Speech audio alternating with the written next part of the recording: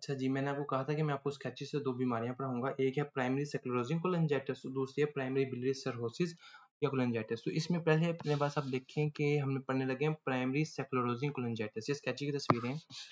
तो ये देखो, अगर आप ये देख रहे हो स्नेक, ये वाला जो स्नेक है, ये है अपने पास स्क्लेरोसिस से, ठीक है? साँप होता है ना, तो स्क्लेरोसिस। तो आपने इसे याद रखना है कि प्राइमरी स्क्लेरोसिस कोलोंजाइटिस, ठीक है? तो इसे आपने याद रखना है कि ये जो बंदा है ना, ये क्या डेमोंस्ट्रेट कर रहा है? Primary sclerosis cholangitis. अच्छा, दूसरी बात मैंने आपको बताई थी कि इसमें आपके पास मैन में ज़्यादा कॉमन है ना? और वो भी मतलब, तो इधर आप देखो तो इसमें ना ये बंदा है, मैन है, ठीक है? मेल है, तो मैन में ज़्यादा कॉमन है।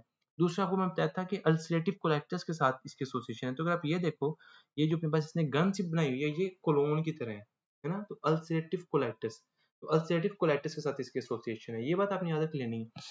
और अगर आप इस तस्वीर को देखो ना, तो आप देखो इधर ये जो है, ये जो मड शेप का ये वाला, ये सारा क्या है? ये लीवर है, ये लीवर है। और ये जो बंदा है ना, ये फेंस में बैठा है कि ना एक्स्ट्रा बैठा है ना इंट्रा बैठा है, दरम्यान में बैठा है ना।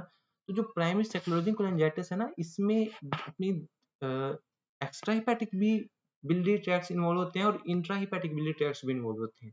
मतलब एक्स्ट्रा वालों की भी स्क्लेरोसिस होती है और इंट्रा वालों की भी स्क्लेरोसिस होती है। तो ये हो जाएगा आपका तैयार क्या? Primary sclerosis cholangitis. सही है? अच्छा, और दूसरा आ गया अपने पास प्राइमरी बिलियरी सिरोसिस। इसको बस मैंने वैसे ही याद किया हुआ है कि डेफिनेटली अगर स्क्लेरोसिस वो वाला है तो ये बिलियरी सिरोसिस है। ये इस तरह आपने याद रखना है। इसमें क्या होता है कि इसमें ये ये वुमेन है ना? तकरीबन वुमेन में ज़्यादा कॉमन है, फीमेल में ज़्यादा कॉमन है। एक बात ये, दूसरा आप देखो ये एंटीबॉडीज़ ने रखी हुई है।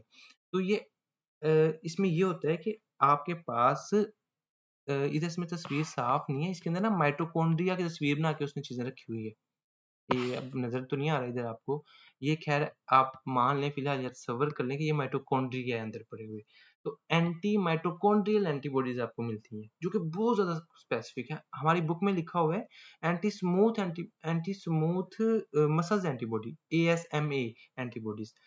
तो सॉरी, एएसएमए। तो लेकिन वो इसके साथ एसोसिएटेड नहीं है। आप इसको चेक कर लेना, मतलब गूगल से देख लेना, उसकी एसोसिएशन होती है ऑटो इम्यून हेपेटाइटिस के साथ, वो और चीज़ है, ये और चीज़ है।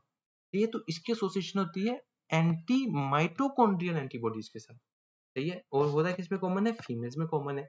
और वेसल, और कौन सा ट्रैक्ट्स इन्वॉल्व होते हैं? एक्स्ट्रा हेपेटिक या इंट्रा हेपेटिक? तो आप तस्वीर से देख के बता सकते हो कि ये अंदर खड़ी हुई है, तो ये इंट्रा हेपेटिक जो बिलियरी ट्रैक्ट्स ना, इसमें वो इन्वॉल्व होते हैं।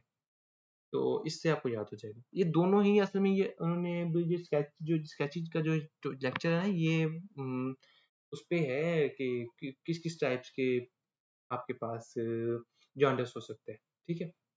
तो ऑब्स्ट्रक्टिव, नॉन ऑब्स्ट्रक्टिव, तो इस पे है थोड़ा-सा टॉपिक।